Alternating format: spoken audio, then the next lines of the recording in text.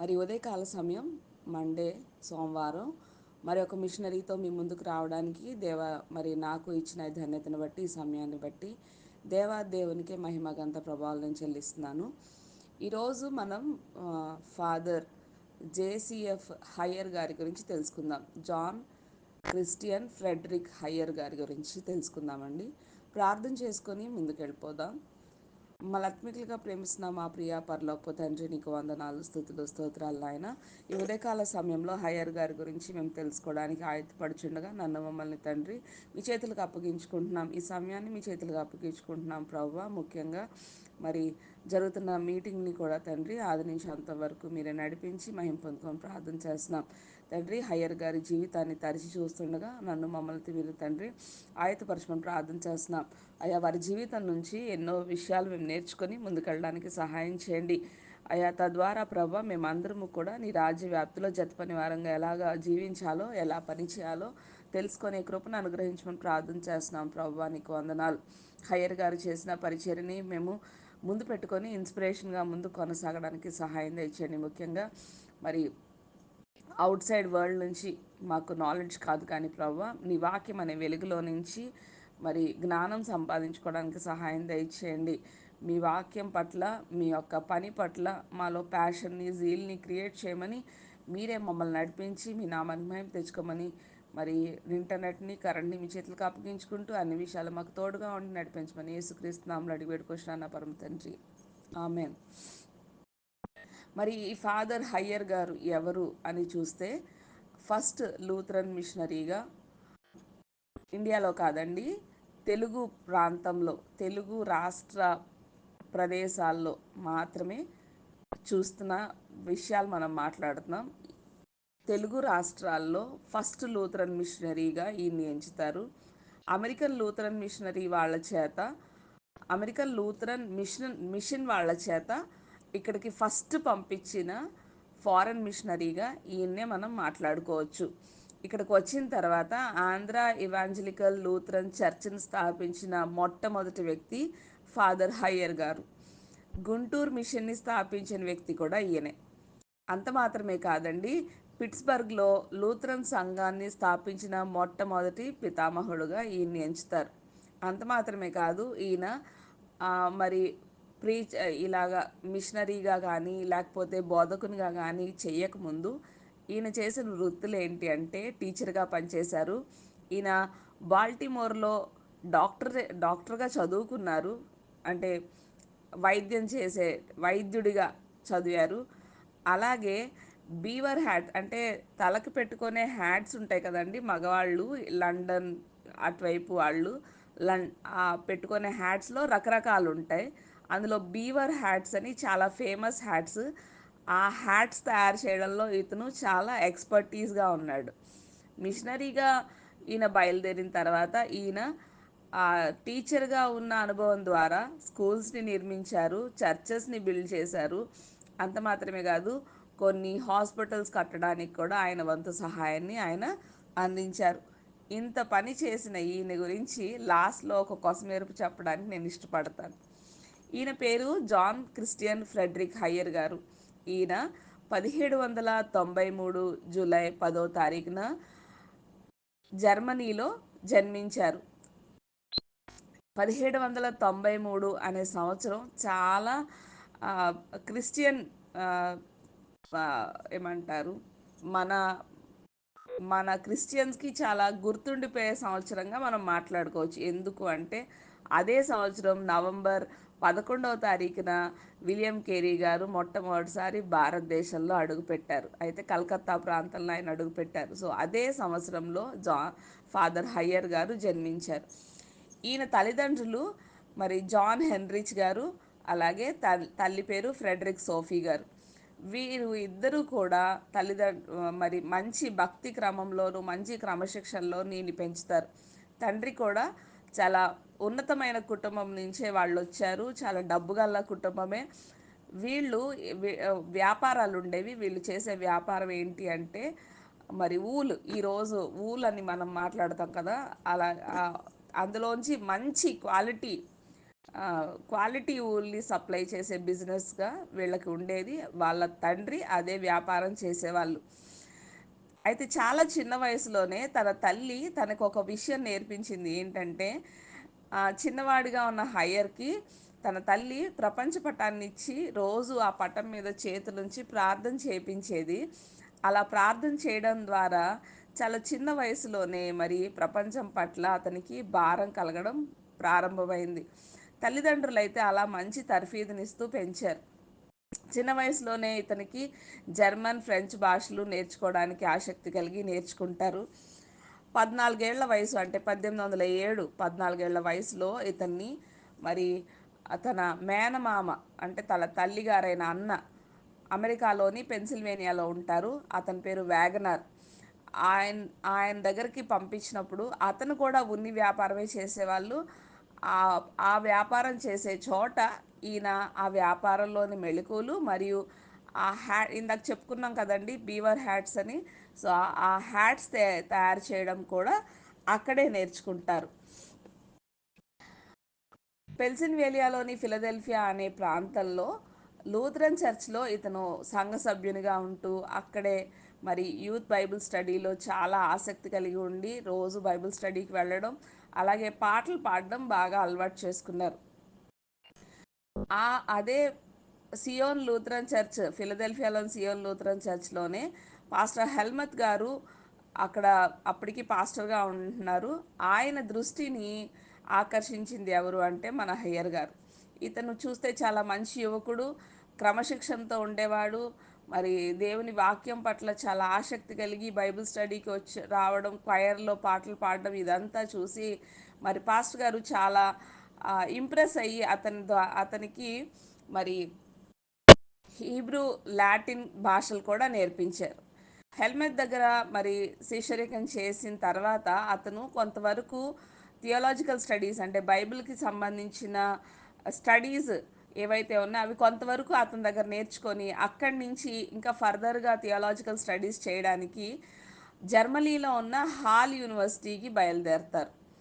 1813 నుంచి 15 వరకు మరి అక్కడ స్టడీస్ ముగించుకొని ఫిలదెల్ఫియాలో టీచర్గా పనిచేసి మరి ఒక పక్కన యూనివర్సిటీకి వెళ్తూ ఇక్కడ టీచర్గా పనిచేస్తూ ఇదంతా కంటిన్యూ చేసిన తర్వాత 1816లో ఈయన మరి అక్కడ ఏదైతే థియలాజికల్ స్టడీస్ చేసే కాలేజ్ వాళ్ళు ఉన్నారో వాళ్ళు ఇతన్ని ఏం చేస్తారంటే లే ప్రీచర్గా పంపిస్తారు, లైసెన్స్ ఇచ్చి. లే ప్రీచర్ అంటే ఏంటంటే ఆ, ఆ, చాలా అంటే పొలాల్లో వాటిల్లో పనులు చేస్తూ వాళ్ళు చర్చికి కూడా రాలేని పరిస్థితులు, చదువుకోవడానికి కూడా టైం లేని పరిస్థితులు ఉన్న కొంతమంది ఎవరైతే ఉంటారో వాళ్ళని పిక్ చేసుకొని, అలాంటి వాళ్ళు ఎవరైతే చదువుకి దూరంగా ఉండి చర్చికి దూరంగా ఉండి ప్రతి అంటే ఈవెన్ ఎకనామికల్ కండిషన్స్ కూడా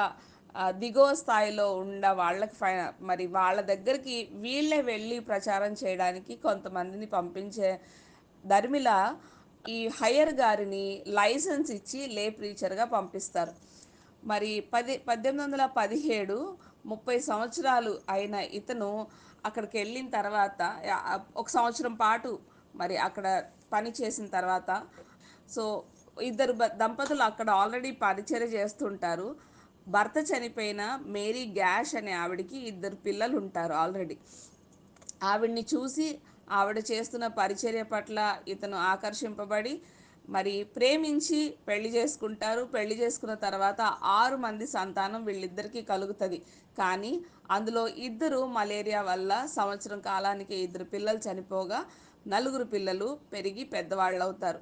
పెళ్ళైన తర్వాత కొంతకాలానికే ఇతను అలవర్చుకున్న ఒక అలవాటు ఏంటి అంటే కుటుంబాన్ని విడిచి ఆ ఎక్కడైతే వాళ్ళు ఇల్లు పెట్టుకొని ఒక చోట కేంద్రంగా పెట్టుకొని ఉన్నారో అక్కడి నుంచి తను రోజు ఇల్లు విడిచి చాలా దూర ప్రాంతాలు ఇలాగా వాళ్ళని వెతుక్కుంటూ, ఎవరైతే చర్చికి రాలేని పరిస్థితుల్లో ఉన్నారో, చదువుకోవడానికి దూరం అయ్యారో, సో వాళ్ళని వెతుక్కుంటూ కుటుంబాన్ని విడిచి కొన్ని నెలల పాటు అలా వెళ్ళిపోయి వాళ్ళని వెతికి పట్టుకొని వాళ్ళకి చదువు నేర్పించి బైబిల్ చదవడం నేర్పించి వాళ్ళకి దేవుని యొక్క ఆ సువార్తను అందించి ఆ పరిచర్య నిమిత్తం ఎప్పుడు ఊరూరు తిరుగుతూనే ఉండేవాడు.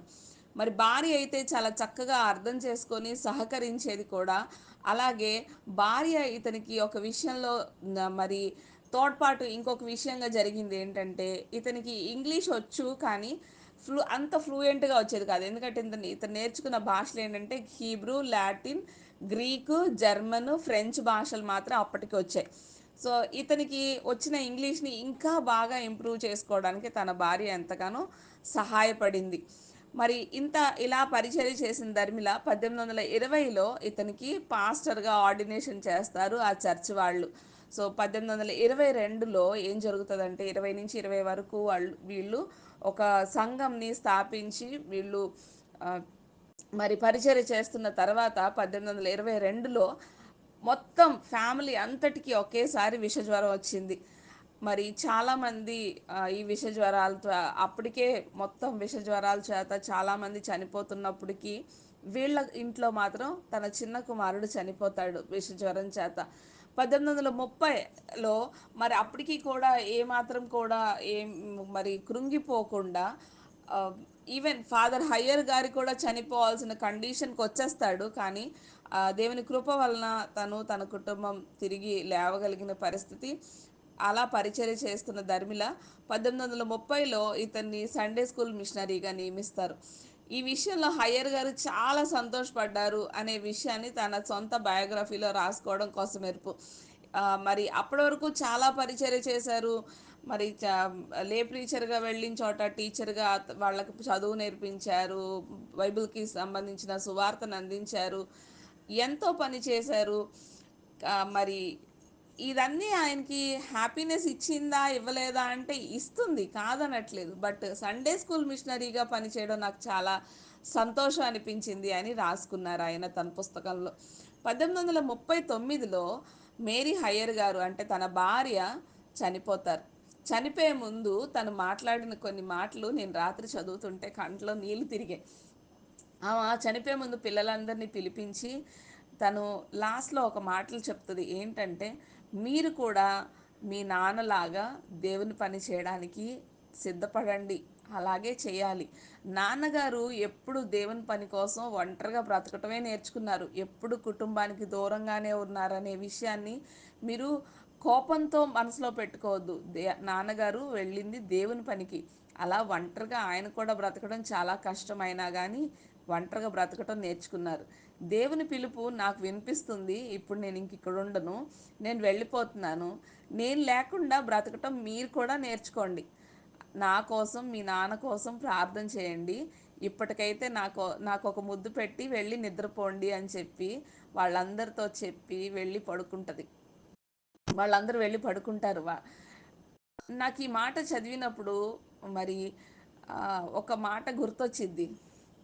దావీదు కూడా తన అంత్యకాలం వచ్చినప్పుడు, తన చివరి దినాలు వచ్చినప్పుడు సలోమాన్ని పిలిపించి కొన్ని విషయాలు మాట్లాడతాడు బైబిల్‌లో. మరి ఈ రోజుల్లో మన తల్లిదండ్రుల్ని జ్ఞాపకం చేసుకోండి, లేకపోతే మన తాతలను జ్ఞాపకం చేసుకోండి. ఎవరైనా చనిపోతుంటే పిలిచి ఏం చెప్తాం? కొంతమందైతే చిన్న జ్వరం వచ్చినా అప్పగింతలు పెట్టేస్తారు కదండీ! కానీ ఇక్కడ నేనేదో కామెడీ చేయడానికి ఇష్టపడట్లేదు గానీ, వాళ్ళకున్న ఆ కేర్, ఆ కుటుంబం పట్ల ఆ కేర్‌ని వాళ్ళు చూపిస్తున్నారు. ఏంటంటే, పలానా చోట మనకిన్ని పొలాలున్నాయి, లేతే పలానా చోట మనకిన్ని ఆస్తులున్నాయి. మనం మనం ఎవరికీ అప్పులేము, లేకపోతే పలానా వాళ్ళు మనకింత డబ్బివ్వాలి. ఇట్లాంటి విషయాలే చెప్తారు. కానీ దావీదైతే అలా చెప్పలేదు. దావీదైతే సొలొమోనుకి ఏం చెప్తాడు? ఎలా దేవునికి లోబడి ఉండాలి, తనెలా దేవునికి లోబడి ఉన్నాడో ఆ జీవిత అనుభవాల్ని చెప్పి, నాలాగా నువ్వు కూడా ఉండాలి అని సొలొమోనుకి చెప్తాడు. రాజంతటి వాడే అవే చెప్పాడండి. మన ఆస్తుల ముందు మరి దావీదు ఆస్తుల ముందు మనం ఎంతో కాదు. కానీ మనం ఆస్తుల్ని అప్పగిస్తాం. దావీదైతే తనకెన్ని మరి ఎంత ప్రదేశం తన రాజ్యం ఉంది అవన్నీ కదా చెప్పాలి. తనకెంత బంగారం ఉంది, లేకపోతే తనకింత ఎంతమంది సైన్యం ఉన్నారు, మరి యుద్ధంలో మెళకువలేంటి ఇవి కదా నేర్పించాలి. కానీ రాజంతటి దావీదే సొలొమోనుకి దేవుని యొక్క భయభక్తులు నేర్పించాడు చివరి రోజుల్లో. అవే మాటలు నేర్పించాడు. మేరీ హయ్యర్ గారు కూడా చూడండి చనిపోయేటప్పుడు ఇంకేదో చెప్పొచ్చు, ఇంకేదో చెప్పొచ్చు. లేకపోతే లండన్‌లోనో, అమెరికాలోనో, లేతే జర్మనీలో మనకున్న ఆస్తులు, మన చుట్టాలు, బంధువులు ఇలా ఇవన్నీ చెప్పాలి గానీ, ఇది చెప్పలేదు. కానీ ఏం చెప్పింది, మీ నాన్నలాగా మీరు కూడా దేవుని పని చేయడానికి సిద్ధపడండి. అలాగే చేయాలి. ఒంటరిగా మీ నాన్నగారు బ్రతకటం నేర్చుకున్నారు. నేను లేకపోతే మీరు కూడా ఒంటరిగా బ్రతకడం నేర్చుకోండి అని చెప్పి, ఎంత బాగా పిల్లలకి ఆవిడ మరి దేవుని యొక్క పనిని గూర్చిన భారాన్ని విడిచిపెట్టి వెళ్ళింది. ఆ పిల్లలు అలా వెళ్ళిపోయి పడుకున్న తర్వాత ఆమె రాత్రి 10 గంటలకే చనిపోతుంది. మరి అదే సంవత్సరంలో ఫాదర్ హయ్యర్ గారికి లూథరన్ మిషన్ నుంచి కొన్ని ఆర్డర్స్ వస్తాయి. ఏమనంటే మరి వేరే ప్రదేశానికి వెళ్ళి పరిచర్య చేయాలి అనే విషయం, అనే ఆర్డర్స్ వాళ్ళకు వస్తాయి. సో ఫస్ట్ ఇతను ఎక్కడికి వెళ్తారు అంటే రెడ్ ఇండియన్స్, అంటే అమెరికాలోని ఒక ప్రాంతమే రెడ్ ఇండియన్స్ దగ్గరికి వెళ్ళి పరిచర్య చేస్తారు. 1840లో బాల్టిమోర్లో ఇతను సంస్కృతం మరియు మెడిసిన్, వైద్యం కూడా అక్కడే చదువుకొని ఇండియాకి 48 ఏళ్ల వయసులో బయలుదేరతారు. ఎంత వయసులో అండి? 48 ఏళ్ల వయసులో, 1840లో సంస్కృతం వైద్యం నేర్చుకొని ఇండియాకి బయలుదేరతారు. 1841 అక్టోబర్లో అమెరికా నుంచి మరి బ్రెండా అనే ఒక నౌక, ఆ నౌక కెప్టెన్ పేరు జాన్ అండి. సో వీళ్ళు అక్కడి నుంచి బయలుదేరి అక్టోబర్లో నెల్లూరు ప్రాంతం, అంటే అప్పటికి అది మద్రాసు ప్రదేశం కింద, ప్రెసిడెన్సీ కింద ఉంది. సో మద్రాస్ ప్రెసిడెన్సీ కింద ఉన్న ఆ నెల్లూరు వచ్చిన తర్వాత అక్కడ రెవరెండ్ డే గారు ఆల్రెడీ మిషనరీ పరిచర్య చేస్తున్నారు. సో అక్కడికి వెళ్ళి మరి మరి ఎలా పరిచర్య చేయాలి, ఇండియాలోని పరిస్థితులు ఏంటి, ఎలా ముందుకెళ్ళాలి అనే కొన్ని విషయాలు నేర్చుకొని 1842లో జూలై 31వ తారీఖున హయ్యర్ గారు గుంటూరు ప్రాంతం చేరుకుంటారు. మనందరికీ చాలా సుపరిచితమైన ప్రాంతం. 1841లో ఒంగోలు నుంచి కొంచెం కాలినడకన వచ్చి గ్రామాలన్నిట్లోనూ సువార్త అందిస్తూ అలా నడుస్తూ నడుస్తూ నడుస్తూ బాపట్ల వరకు చేరుకుంటారు. బాపట్ల నుంచి మరి బాపట్లలో మరి ఈయన ఎక్కువగా ప్రయాణం ఎలా చేసేవాళ్ళంటే పల్లకి మోయించి, పల్లకి ప్రయాణం ఎక్కువ ఉండేది. సో ఈ పల్లకి ప్రయాణంలో ఎక్కడెక్కడైతే వీళ్ళు ఆగుతున్నారో ఎలా పడుకునే వాళ్ళంటే, ఈ పల్లకీనంట 2 చెట్లకి మధ్యలో కట్టించి అక్కడ నిద్రపోయేవాళ్ళంట. ఎందుకు అలాగా అంటే, ఎక్కడ పడితే అక్కడ ఆగినప్పుడు కింద పాములు, తేళ్ళు ఇలాంటి పురుగులు వచ్చే ప్రమాదం చాలా ఉంది కాబట్టి ఇతను ఏం చేసేవాడంటే ఆ 2 చెట్లకి మధ్యలో ఈ పల్లకి కట్టించి అదే బెడ్గా అనుకొని నిద్రపోయేవాళ్ళు. ఆ అక్కడ ఉన్నప్పుడు మధ్యదారిలో వచ్చిపోయే వాళ్ళందరికీ కూడా సువార్త అందించేవాళ్ళు. గుంటూరులో అప్పటికే కలెక్టర్గా ఉన్న స్టోక్స్ గారు మిషనరీస్ ఫ్రెండ్గా ఆయన అభివర్ణిస్తారు. ఎందుకంటే ఎక్కువగా మిషనరీలు ఎవరైతే వస్తారో వాళ్ళందరినీ స్టోక్స్ గారు ఆహ్వానిస్తారు. చాలామంది మిషనరీస్ కథలో ఈ స్టోక్స్ గారు మనకు కనిపిస్తారు. రానున్న రోజుల్లో మనం చెప్పుకుందాం. సో ఈయన ఏం చేస్తారంటే హయ్యర్ గారి గురించి విని గుంటూరుకి పిలిపిస్తారు. ఈ గుంటూరుకి పిలిపించినప్పుడు ఆయన మరి ఇంక మీరు రాకండి, నేను గుర్రబండిని పంపిస్తానని చెప్పి గుర్రబండిని పంపిస్తే అక్కడి నుంచి ఆయన మరి గుంటూరు వస్తారు. 1842లో ఈయన గుంటూరు వస్తారు. 1843లో కలెక్టర్ గారి గృహం, అంటే స్టోక్స్ గారి ఇంటి ఆవరణలోనే ఫస్ట్ పాఠశాల అనేది స్టార్ట్ చేస్తారు ఈ హయ్యర్ గారు. గుంటూరు కేంద్రంగా పెట్టుకొని హయ్యర్ గారు పరిచర్య నల్లపాడు, పత్తిపాడు, కొత్తపేటలకు అంతటికి అలాగలాగా చిన్నగా పాకి ఆయన పరిచర్య చేయడం మొదలుపెట్టారు. యాక్చువల్గా హయ్యర్ గారు అయితే 1842లో నవంబర్లో 15 మంది ఆడపిల్లలతో ఫస్ట్ టైం మరి హిందూ బాలికల పాఠశాలని స్థాపిస్తారు. ఇది మరి చాలా కష్టతరం అయిపోతుంది, మరి రన్ చేయడం చాలా కష్టం అయిపోతుంది, మూసేద్దాం అనుకునే టైంకి ఇతను ఎక్కడి నుంచి అయితే వచ్చారో అమెరికాలోని ఫిలదెల్ఫియా ప్రాంతంలో కదా ఈయన వచ్చారు. అక్కడి నుంచి ఇతనికి $60,000 ధన సహాయం అందింది. సో 60,000 ధన సహాయాన్ని తీసుకొని ఈయన పాఠశాల యొక్క పేరు మారుస్తాడు. అప్పటికి మరి పాఠశాల పేరు ఏంటంటే హిందూ బాలికల పాఠశాల. ఆ పాఠశాల పేరు సెయింట్ మాథ్యూస్ ఇవాంజలికల్ లూథరన్ స్కూల్గా పేరు మార్చి అక్కడి నుంచి రన్ చేయడం స్టార్ట్ చేస్తారు. మరి ఇక్కడ మీరు ఒక విషయాన్ని గమనించాలో లేదో నాకు తెలీదు. ఇతను స్థాపించింది బాలికల కోసం, ఆడపిల్లల కోసం పాఠశాలను స్థాపించారు. ఎందుకు బాలికల కోసం అంటే అప్పటికే ఉన్న పరిస్థితులు మనం గతంలో చెప్పుకున్నది మీరు జ్ఞాపకం చేసుకుంటే, అప్పట్లో ఆడపిల్లలకి చదువు నేర్పించడానికి ఎవరు ఇష్టపడే వాళ్ళు కాదు. ఆడపిల్లలు చదువుకుంటే త్వరగా విధవరాలు అవుతుందని, భర్త చనిపోతాడని ఒక అపోహ ప్రజల్లో కల్పించి ఆడపిల్లల్ని చదవనిచ్చేవాళ్ళు కాదు. ఆడపిల్లలకి చదువు ఇస్తే కోతి చేతికి కాగడా ఇచ్చినట్టు అని సామెత చెప్పుకుంటూ ఆడపిల్లల్ని చదువుకి దూరంగా ఉంచే రోజుల్లో హయ్యర్ గారు బాలికలకి పాఠశాల గుంటూరు ప్రాంతంలో స్టార్ట్ చేయడం మరి చాలా హర్షణీయం. ఎందుకంటే మనం కూడా అక్కడి నుంచే వచ్చాం, గుంటూరు, విజయవాడ, ఆ చుట్టుపక్కల ప్రాంతాలు. మరి ఇప్పటికీ స్కూల్స్ ఉన్నాయి, చాలామంది చదువుతున్నారంటే మొదటి పాఠశాల పెట్టింది హయ్యర్ గారే. మిగతా ప్రాంతాల్లో వాళ్ళు చదువుతున్నారంటే అక్కడ కూడా కొంతమంది మిషనరీసే స్టార్ట్ చేశారండి. కాలినడకపై రోజు చాలా దూరం, కొన్ని మైళ్ళ దూరం అతను నడిచి నడిచి అలాగే ప్రయాణం చేస్తూ సువార్త అందించేవాళ్ళు. ఇది ఫేమస్ హయ్యర్ గారు ప్రయాణం. బాగా ఫేమస్ అంటే కాలినడకన వచ్చే మిషనరీ ఎవరంటే హయ్యర్ గారు అని అప్పట్లో బాగా గుర్తుపెట్టుకునేవాళ్ళు. ఎప్ మరి ఈయన అమెరికా ప్రాంతం, జర్మనీ ప్రాంతం, ఆ ప్రాంతాల నుంచి వచ్చిన వల్ల ఇక్కడున్న వాతావరణం ఆయనకి సరిపడేది కాదు. చాలా ఎండ, వేడి ఆయన తట్టుకోలేని పరిస్థితుల్లో ఈయన ఏం చేసేవాళ్ళంటే, ఇక్కడ అప్పటికే దోమల బాధ చాలా ఎక్కువ. ఇంట్లో ఇద్దరు పిల్లలు చనిపోయారు మలేరియా వల్ల. అప్పటికే తన చుట్టుపక్కల మలేరియా అనేది చాలా ప్రబలి ఉంది. వీటన్నిటి నుంచి కాపాడుకోవడానికి ఆయన ఏం చేసేవాళ్ళంటే ఒక మరి గొయ్య తవ్వించుకున్నారంట. గొయ్య తవ్వించుకొని ఆ గొయ్యలోనే రోజు రాత్రి నిద్రపోతే ఆయన అనుకునే వాళ్ళంట, ఒకవేళ లేస్తే ఓకే, లెగకపోతే ఇందులోనే నన్ను పాతి పెడతారు అని చెప్పి ఆయన కోసం ఆయన ఒక సమాధి తవ్వించుకున్నారు. సమాధి తవ్వించుకొని అందులోనే రోజు రాత్రిపేట నిద్రపోయి పొద్దున్నే లేస్తే ఆయన ప్రార్థన ఎలా ఉండేదంటే, ఆహా ఈరోజు చనిపోలేదులే, మరణమా నీ ముల్లెక్కడా, నీ విజయం ఎక్కడా అని ఆ వాక్యాన్ని ఎత్తిపట్టి ప్రార్థన చేసి తన మరి రోజువారీ కార్యక్రమాల్ని స్టార్ట్ చేసేవాళ్ళంట. మీ అందరికీ తెలిసిన ప్రాంతమే అయి ఉంటుంది కోటప్పకొండ. మరి నరసరావుపేట, ఆ ప్రాంతం గుంటూరు, నరసరావుపేట ఆ ప్రాంతాల్లో కొంచెం దగ్గర. నేను కూడా వెళ్ళానండి కోటప్పకొండ చూడడానికి. సో కోటప్పకొండ అనే ప్రాంతాన్ని ఆలోచిస్తే చాలా హీనం, చాలా ఘోరం, చాలా అసహ్యమైన పనులు చేసే ఒక ప్రాంతం. మరి హయ్యర్ గారు ఉన్న రోజుల్లో ఇంకెంత భయంకరమైన పరిస్థితులు ఉండేవో ఒకసారి ఆలోచించండి.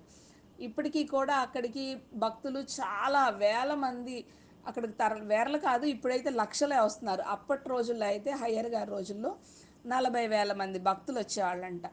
అయితే గ్రేట్నెస్ ఏంటంటే హయ్యర్ గారు ఆ చోట కూడా ఆ ప్రాంతంలో కూడా మరి పరిచర్య చేసి చాలామందిని దేవుణ్ణి మరి చాలామందికి దేవుని పరిచయం చేశారు. చాలామంది దేవుని అంగీకరించారు కూడా. అప్పట్లో స్టోక్స్ గారు హయ్యర్ గారికి మరి ఈయన చేసే పరిచర్యను చూసి మరి హయ్యర్ గారికి ఒక 100 ఎకరాలు కేటాయిస్తారు. ఆ 100 ఎకరాల్లో ఇప్పుడు మనం చూడవచ్చు. ఆ ప్రాంతాలని నేను చెప్తున్నానండి. మరి ఆ 100 ఎకరాల్లో ఈ రోజుకి ఉన్న SP bungalow, collectorate, Guntur railway station, Guntur bus stand, stall girls high school, AC college, Hindu college, government hospital, Saint Joseph hospitals ఇప్పటికీ కట్టి ఉన్నాయి. ఆ 100 ఎకరాల్లోనే ఇవన్నీ కట్టారు. సో ఈరోజు మీరు ఒకవేళ ఇవన్నీ చూస్తే మనసులో జ్ఞాపకం చేసుకోండి, ఇవన్నీ ఒకప్పటి హయ్యర్ గారి ఆస్తులు. ఒకప్పుడు జగన్నాథపురంలో సామాజిక పరిస్థితులు ఎలా ఉండేవంటే, ఈ ఫ్రెడరిక్ హయ్యర్ గారి హయాంలో మరి జగన్నాథపురంలో లూథరన్ మిషనరీలు సామాజిక సేవకై మరి అక్కడ అపాయింట్ చేయబడతారు. వాళ్ళు జగన్నాథపురంలో ఎలాంటి విద్యా సదుపాయాలు లేని సమయంలో ఒక గుడిసె వేసుకొని ఆ గుడిసెలోనే పాఠశాలని స్టార్ట్ చేస్తారు. సో అందుకే అగ్రవర్ణాలు వాళ్ళకి ఇతను చేసే పని చాలా కోపం వచ్చేస్తుంది. సో ఈ కోపం వచ్చిన వాళ్ళు ఏం చేస్తారంటే, ఒక రాత్రి ఈ మిషనరీ గుడిసెని ఎలాగైనా నాశనం చేసేయాలి, ఇక్కడి నుంచి వెళ్ళగొట్టేయాలి అని చెప్పి మరి వెళ్ళి దాన్ని తగలపెట్టడానికి ప్రయత్నిస్తారు. మరి దేవుని కృపచేత మిషనరీలు అయితే కాపాడబడతారు. తర్వాత వీళ్ళు ఏం చేస్తారంటే వెళ్ళి మరి కంప్లైంట్ రాసి ఈసారి ఏం చేసుకుంటారు, పర్మిషన్స్ తెచ్చుకుంటారు. మరి పాఠశాలలు పెట్టుకోవడానికి, స్కూల్స్ పెట్టడానికి మాకు పర్మిషన్ ఇవ్వండి అని చెప్పి హైయర్ అథారిటీస్ నుంచి వీళ్ళు పర్మిషన్ తెచ్చుకొని మళ్ళీ గుడిసేసుకొని మళ్ళీ పిల్లలకి పాఠాలు చెప్పడం స్టార్ట్ చేస్తారు. అయితే ఏ గుడిసెలో అయితే వీళ్ళు ఉంటున్నారో వానాకాలం వస్తే ఆ గుడిసె నీళ్లు కారిపోతుంటే అంట హయ్యర్ గారు అప్పటికే మరి సమాధిని తవ్వించుకున్నారు కదా, మరి సమాధిలో పెట్టాలంటే పెట్టి కావాలి, కాఫిన్ కావాలి, కాఫిన్ కూడా తయారు చేయించి పెట్టుకున్నారు. అయితే ఈ గుడిసెలో మరి నీళ్లు కారిపోయి పడుకోవడానికి ఇబ్బందిగా ఉంటే చాలాసార్లు, ముఖ్యంగా వానాకాలంలో ఆయన ఆ కాఫిన్లోనే, అంటే ఆ చెక్క పెట్టిలోనే, మరి ఆ శవపేటికలోనే పడుకొని నిద్రపోయేవాళ్ళంట. లూథరన్ మిషనరీలపై మరి ఆ, మరి బాగా ఆ, టార్గెట్ చేసి వీళ్ళని ఎలాగైనా చంపాలి అనుకున్నది ఎవరు అంటే కోయ జాతి ప్రజలు. ఈ కోయ జాతి ప్రజలు లూథరన్ మిషనరీల సేవా పరిచయం ఎలా ఉండేదంటే, రాజమండ్రికి సుమారు 50 మైళ్ళ దూరంలో ఒక కొండ ప్రదేశంలో ఈ కోయ ప్రజలు ఉండేవాళ్ళు. వాళ్ళ దగ్గరికి అప్పటి వరకు ఎప్పుడు ఎవరు వెళ్ళి వాళ్ళని కలవడం, వాళ్ళతో మాట్లాడడం ఏమీ చేయలేదు. ముఖ్యంగా తెల్లగా ఉన్న చర్మం వాళ్ళని ఎప్పుడు వాళ్ళ జీవితంలోనే చూడలేదంట. సో ఎప్పుడైతే ఈ మిషనరీలు అక్కడికి వెళ్ళి వాళ్ళ ముందు నిలబడ్డారో, వాళ్ళకేదో చూడకూడని వాళ్ళని ఎవరినో చూసేసినట్టు, పులుల్ని మరి అలా అడవి జంతువుల్ని చూసినట్టు వీళ్ళని చూసి మరి వాళ్ళ మీదకి ఆ, ఏమంటారు, బాణాలు వేయడం స్టార్ట్ చేస్తే వీళ్ళంట చెట్టు చాటున అక్కడ ఇక్కడ దాక్కొని వాళ్ళని వాళ్ళు కాపాడుకున్నారు. 1872 జనవరి 17న కోయ వాళ్ళ దగ్గరికి వెళ్ళడానికి హయ్యర్ గారు సిద్ధపడతారు. మరి ఇందుకు ముందుగానే ఎద్దుల బండి తనకు అవసరమైన సరంజామాన్ అంతా సిద్ధపరచుకొని, మరి అక్కడ పుల్లు సంచరించే ప్రాంతం కాబట్టి మరి రాత్రి సమయంలో వాళ్ళ చుట్టూ మంటలు వేసుకోవడానికి ఆ, కావలసిన కట్టెలు, దీపం, అగ్గిపెట్టెలు ఇవన్నీ కూడా రెడీ చేసుకొని, మరి ఎక్కడైనా ఏమన్నా కరిసినా, ఏమన్నా రాకూడని జ్వరాలు జబ్బులు వచ్చినా కావాల్సిన మందులు ఇవన్నీ కూడా తీసుకొని హయ్యర్ బయలుదేరతాడు. అయితే అక్కడికి వెళ్ళిన తర్వాత దీపం వెలిగించడానికి అగ్గిపుల్లతో నిప్పు తీస్తే ఆ ఒక కోయ ప్రజలంట ఆశ్చర్యపోతారంట. ఏంటి అగ్గిపుల్లతో నిప్పు ఎలా వచ్చింది, రాళ్ళు కొడితే కదా నిప్పు వచ్చింది అని చెప్పి వాళ్ళు ఆశ్చర్యపోయి కొంచెం కొంచెంగా అలవాటు పడి వీళ్ళు అక్కడికి వచ్చి వాళ్ళతో మాట్లాడడం స్టార్ట్ చేసిన తర్వాత హయ్యర్ గారు వాళ్ళకి దేవుని యొక్క సువార్తను అందించడం మొదలుపెట్టాడు. ఇలా ఎవరైనా వాళ్ళ దగ్గరికి వెళ్ళాలంటే ఎడ్ల బండి మీదే వెళ్ళాలి. ఎడ్ల బండి మీద వెళ్ళడం అంత భయంకరం లేదు. సో అలాంటి ప్రయాణాలన్నీ హయ్యర్ గారు చేశారు. అలాంటి సమయంలో మరి వాళ్ళ దగ్గర ఎప్పుడు కూడా ఒక గొడ్డలి, పలుగు, పార ఇలాంటి పనిముట్లు ఎప్పుడూ కూడా దగ్గర పెట్టుకొనే ఉండేవాళ్ళు. ఎందుకంటే వెళ్ళే ప్రదేశాలు అంత మంచిగా ఉండే కావు. అలాగే మరి చుట్టూ పులులు తిరిగే ప్రాంతం, ఎటువైపు నుంచి ఎటు వస్తాయో తెలియదు కాబట్టి వీళ్ళ దగ్గర ఎప్పుడు సరంజామా అంతా కానీ రెడీగానే ఉండేది. లాస్ట్లో మరి గొప్ప విషయం ఏంటంటే, లూథరన్ మిషనరీలు అలాగే కోయ జాతి వారి మధ్యలో సువార్త ప్రకటించినప్పుడు వాళ్ళ అనుభవాలు ఇలా చెప్పారు. వాళ్ళు రాసుకున్నది ఇంగ్లీష్లో, నేను తెలుగులో చెప్తున్నానండి.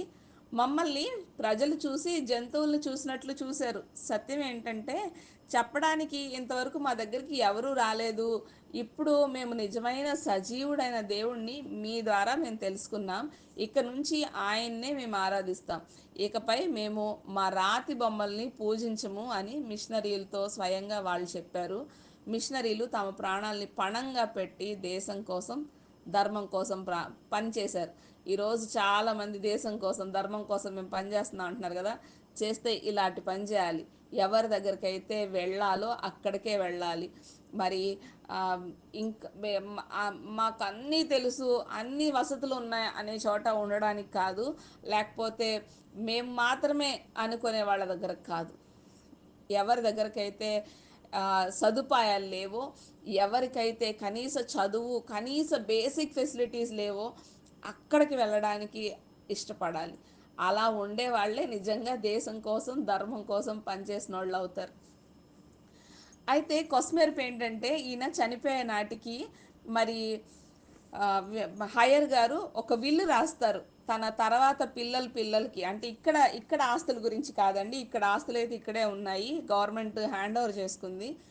లండన్లో, సారీ అమెరికాలోని పెన్సిల్వేనియాలో జర్మనీలో వాళ్ళకున్న కొద్దిపాటి ఆస్తులకి అతను విల్లు రాస్తాడు, వాళ్ళ పిల్లలకి వాళ్ళ మనవళ్ళకి చెందినలాగా. కానీ ఒక కండిషన్ పెడతాడు, ఏంటి అంటే ఎవరైతే మీలో మరి మ్, ఏమంటారు, తాగరో, అంటే ఆల్కహాల్ తీసుకోరో, ఎవరైతే సిగరెట్లు తాగరో వాళ్ళకు మాత్రమే నా ఆస్తిలో భాగం వస్తుంది, ఎవరైతే మందు తాగుతారో, ఎవరైతే సిగరెట్లు తాగుతారో వాళ్ళకి నా ఆస్తిలో చిల్లుగవ్వ కూడా రాదు అనేది ఆయన విల్లు రాయడం చాలా హర్షణీయం. ఇలాంటి విల్లు ఎవరు రాయగలరు? ఇలాంటి ఆలోచన ఎవరికైనా రాగలదా అసలు? సో ఆలోచిద్దాం మనం కూడా. మరి ఇందాక మనం చెప్పుకున్నాం కదండి, ఆయన ఒక శవపేటికను రెడీ చేసుకొని మరి సమాధిని కూడా తవ్వించుకొని అందులోనే పడుకునే వాళ్ళని. అది తర్వాత కాలంలో ఎలా పనికొచ్చిందంటే, తన దగ్గర ఒక అబ్బాయి, ఒక చిన్నపిల్లోడు ఉండేవాడు అప్పటికే. మరి కోయి జాతి ప్రజల దగ్గర ఇతను చేస్తున్న పరిచర్య నిమిత్తం లేకపోతే సంథింగ్ ఒక అబ్బాయి తన దగ్గర ఉండేవాడని చదివాను. సో ఆ అబ్బాయి చనిపోతాడు మలేరియా వల్ల. ఆ అబ్బాయి చనిపోతే తనకి ఏదైతే కాఫిన్ రెడీ చేశారో ఆ శవపేటికని ఆ శవపేటికలోనే పెట్టి, తన కోసం ఏదైతే సమాధి తవ్వించుకున్నారో ఆ సమాధిలోనే ఆ పిల్లోడిని పెట్టడం గమనార్హం. అయితే ఆరోగ్యం బాలేని ధర్మిల హయ్యర్ గారు తిరిగి వాళ్ళ ఊరు వెళ్ళిపోతారు, పెన్సిల్వేనియా వెళ్ళిపోతారు. వెళ్ళిన తర్వాత అక్కడ 1873, 80 సంవత్సరాల వయసు కలిగి 1873 నవంబర్ 7వ తారీఖులో ఆయన లివర్ ప్రాబ్లం చేత బెడ్ రిడన్ అయ్యి కొంతకాలానికి చనిపోతారు. చనిపోయిన ఆయన్ని భార్య పక్కనే సమాధి చేస్తారు. సో ఈరోజు మనం ఈయన జీవితం నుంచి ఏమన్నా మనం నేర్చుకున్నామంటే నాకైతే ఇదే నచ్చింది. వయస్సు అనేది ప్రాముఖ్యం కాదు. చిన్న వయసులోనే బాప్తిజం తీసుకొని చిన్న వయసులోనే దేవుని తెలుసుకున్నాను కాబట్టి నేను ఇంకా ఎక్కువగా దేవుని పరిచయం చేస్తున్నాను అనేవాళ్ళు నిజంగా బ్లెస్డే, కాదన్ను. కానీ వయసు అనేది జస్ట్ ఒక నెంబరే. దేవుని పని చేయాలి అనే ప్యాషన్ కలిగి, జీల్ కలిగి, లోపల ఆ మంట ఉంటే ఏ ఏజ్లో అయినా పని చేయొచ్చు అనేది హయ్యర్ గారి ద్వారా మనం నేర్చుకున్నాం. 48 ఏళ్ల వయసులో హయ్యర్ గారిని ఇండియాకి పంపించాలని ఆలోచిస్తే అక్కడ ఒక ఆరాధన, ప్రత్యేకమైన ఆరాధన స్టార్ట్ చేసి తల మీద చేతులు పెట్టి మరి ఆర్డైన్ చేసి ఇక్కడికి పంపిస్తే ఆ సంఘంలో అందరూ నవ్వారంట. 48 ఏళ్ల వయసులో మిషనరీగా వెళ్తున్నావు, నువ్వేం చేస్తావు అని. సో హయ్యర్ గారి గురించి గుంటూరు వెళ్తే ప్రతి వీధి చెప్తుందండి. స్టాల్ గర్ల్స్ హై స్కూల్లో ఈయన గారి గురించి ఇంకా మరి సజీవంగా ఉంటుంది ఆయన చేసిన పని. సో నెంబర్ అనేది, ఏజ్ అనేది జస్ట్ ఒక నెంబర్. మనం పని చేయాలని ఆశ ఉండాలి, సిద్ధపాటు ఉండాలి, ఖచ్చితంగా దేవుడు వాడుకుంటాడు. హయ్యర్ గారు 48 ఏళ్ల వయసులో ఇండియాకి వచ్చి చాలా గ్రేట్ వండర్ఫుల్ వర్క్ చేశారు, దేవుడు వాడుకున్నాడు. మనం కూడా ఆయన లాంటి వారమే, ఆయన కూడా మనలాంటి వారే. చేయాలని ఆశ మనకుంటే దేవుడు మనల్ని కూడా వాడుకుంటాడు. విన్న మాటలు బట్టి ప్రార్థన చేసుకుందాం.